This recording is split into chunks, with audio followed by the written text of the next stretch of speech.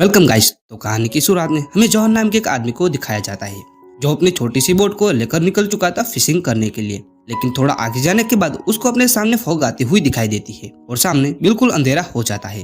वो उसी अंधेरे में आगे बढ़ता है तो उसको उसी अंधेरे में एक बड़ी सी बोट दिखाई देती है। वो उसके पास जाता है और उसके मालिक को बुलाने की कोशिश करता है। उसको लगता है कि यहाँ शायद कोई फंस गया हो। जॉन को दूसरी तरफ से कोई आवाज नहीं आती, इसलिए वो समझ जाता है कि वो जहाज लावारिस है।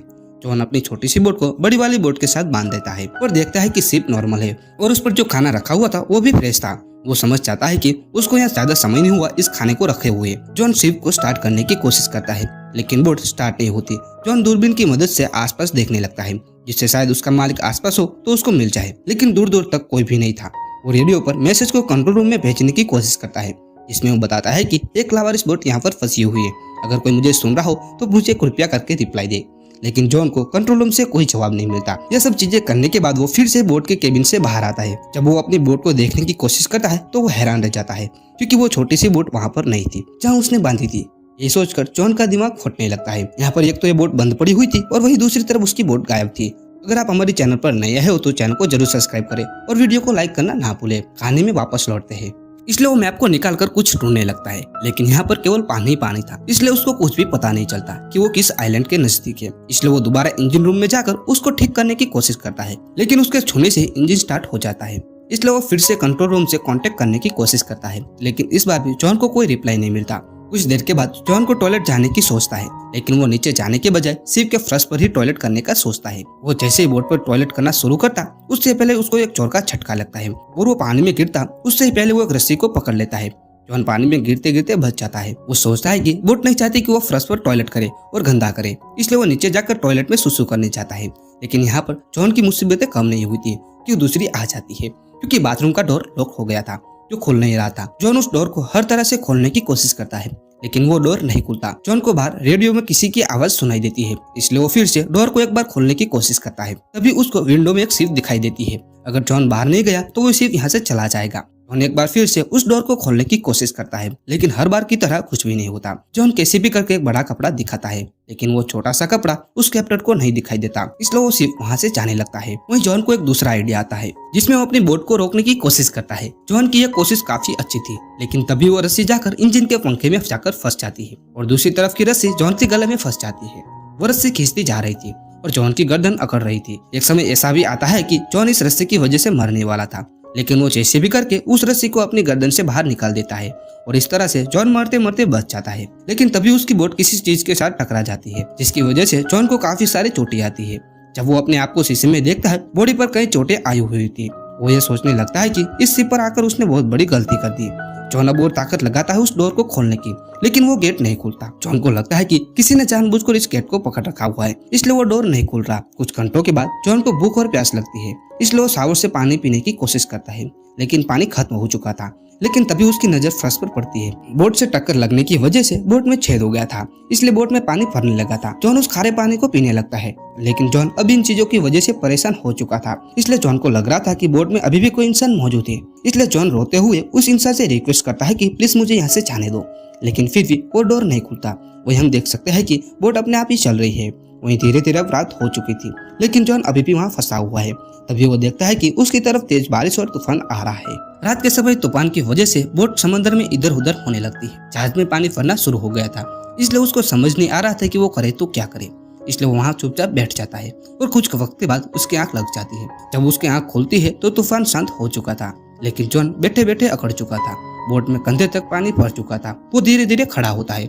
वो सोचता है कि एक बार फिर से वो डोर को खोलने की कोशिश करता हूँ, शायद इस बार डोर खुल जाए। इसलिए वो पानी में नीचे जाता है जहाँ वो देखता है कि डोर तो पहले से खुला हुआ है। जॉन सोचता है कि किसी ने डोर को खोल दिया है। जॉन गेट को जोड़कर धक्का देता है और उसको तोड़कर बाहर आ जाता है। वो जल्दी से बोट के ऊपर वाले भाग पर आ जाते हैं। जॉन को समझ नहीं आ रहा था कि इस बोट में उसके साथ क्या हो रहा है। जॉन को लगता है कि किसी आत्मा ने इस बोट को कंट्रोल कर रही है और उसको चला रही है।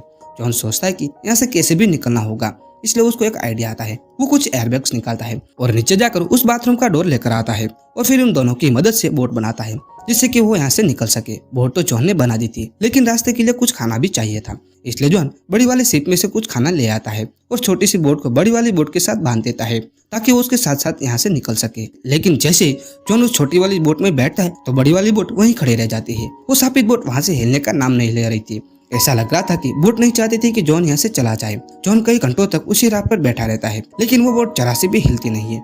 इसलिए जॉन समझ जाता है कि वो बोट उसके बिना हिलने वाली नहीं है। इसलिए वो वापस बड़ी वाली बोट पर आ जाता है और सबसे पहले बोट में भरे हुए पानी को बाहर निकालता है, लेकिन इसमें बहुत टाइम लगेगा। इसलिए वो मोटर को ठीक करता है, जिसकी वजह से बोट में तेजी से पानी बाहर निकलने लगता है। जॉन उन चीजों को ठीक करता है जो टूटा था। जॉन वहाँ भी पेंट करता है जहाँ से पानी बोट के अंदर आ रहा था। सब कुछ ठीक करने के बाद वो एक बार फिर से रेडियो से मदद मांगता है, लेकिन जॉन को हर बार की तरह कोई जवाब नहीं मिलता। अब यहाँ पर जॉन थक हार के डेक पर बैठ जाता है और मैप में खुद की लोकेशन को ढूंढने की कोशिश करता है। अब ये सब करने के बाद वो एक बार फिर से बोट को स्टार्ट करने की कोशिश करता है, लेकिन वो बोट बंद हो चुकी थी क्योंकि ये बोट अपने आप ही चलती थी। कुछ घंटों के बाद उसके सामने एक बड़ा सा जहाज निकलता हुआ दिखाई देता है, इसलिए वो सीधा पानी में छलांग लगा देता है। वो अपनी छोटी सी राफ्ट को हिलाते हुए उसके पास जाने लगता है, लेकिन यहाँ पर जो बोट बंद पड़ी हुई थी वो अपने आप स्टार्ट होकर चलने लगती है और वो सीधा उसके सामने आने लगती है। जॉन अपनी राफ्ट की मदद से और तेज भागने की कोशिश करता है, लेकिन वो बोट और तेजी से उसकी तरफ आने लगती है और बस वो बोट उससे टकराने वाली थी कि वो पानी में कूद जाता है और अपनी जान बचाता है। जॉन की आंखों के सामने वो जहाज निकल जाता है। अब यह सीन देखकर मुझे और आपको पता चलता है कि ये बोट जॉन को यहाँ से जाने देना नहीं चाहती। अब यह सोचकर ही जॉन पानी में तैरकर कई घंटे बिता देता है, लेकिन इस पानी में शार्क मछली भी मौजूद है जो कभी भी हमला कर सकती है। और दूसरी वजह यह थी कि यहाँ का ठंडा पानी। अब यहाँ पर जॉन को ना चाहते हुए भी उसको फिर से शिप में वापस आना पड़ता है। जॉन ठंड की वजह से कांप रहा था, इसलिए वो सीधा नीचे जाकर ब्लैंकेट ओढ़कर सो जाता है। अगली सुबह जब उसकी आंख खुलती है तो शिप अपने आप कहीं चली जा रही थी, इसलिए जॉन बोट के ऊपर जाने की कोशिश करता है, लेकिन मेन डोर लॉक था। जॉन पूरी तरह से बोर हो गया था क्योंकि जब से वो शिप में आया था तब से उसके साथ कुछ न कुछ हुआ है। तभी उसकी नजर बाथरूम पर पड़ती है जहाँ से एक रास्ता था ऊपर जाने का। जॉन वहाँ से ऊपर जाने की कोशिश करता है, तभी ऊपर का रास्ता बंद हो जाता है, जिससे जॉन इतनी सी छोटी सी जगह में फंस जाता है और वो बोट पूरी तेजी से पानी के ऊपर भागने लगती है। वहीं जॉन उस छोटी सी जगह में इधर उधर गिरने लगता है, जिसकी वजह से जॉन के हर एक अंग पर चोटें लगना शुरू हो जाती है। लेकिन तभी बोट की स्पीड कम हो जाती है और कुछ देर बाद शिप खड़ी रह जाती है और उस डोर का लॉक खुल जाता है। जब जॉन बाहर देखता है तो वो बोट एक शहर के बाहर आकर खड़ी थी। जॉन भागते हुए किनारे पर चला जाता है। जॉन अपने हाथ में एक आयरन का लोड लेकर कुछ घरों में जाता है। उसको लग रहा था कि कोई किनारे पे बैठकर इस बोट को चला रहा है और उसी ने ही उसको किडनैप किया है। कुछ देर इधर उधर ढूंढने के बाद उसको कोई नहीं मिलता तो फिर से किनारे वापस आ जाता है। किनारे पे आकर वो दृश्य देखता है जो उसने कभी भी सोचा नहीं होगा। वो बोट जॉन को किनारे छोड़ने आई थी, वो अब निकल पड़ी थी। जॉन सोचता है कि जरूर कोई शक्ति इस बोट को चला रही है। वो बोट फिर से अपने नए शिकार पर निकल चुकी थी। जॉन यहाँ की सबसे ऊंची जगह पर जाकर समंदर को देखता है और यहाँ से बाहर निकलने की सोचता है, लेकिन घूम फिर के वो वहीं वापस आ जाता है। तभी वहाँ उसको अपनी बोट मिलती है जिसको लेकर वो समंदर में मछली पकड़ने आया था, लेकिन फिर से वो वापस किनारे आ गई थी। अब ये बोट किनारे पर कैसे आई और इस बोट के साथ क्या हुआ था, इसी रहस्यमय फिल्म की कहानी यहाँ पर खत्म होती है। अगर वीडियो अच्छा लगा तो वीडियो को लाइक करना ना भूले और हमारे बॉलीवुड प्रेजेंटिंग यूट्यूब चैनल को जरूर सब्सक्राइब करें। आपका कीमती समय देने के लिए धन्यवाद। Thank you for watching.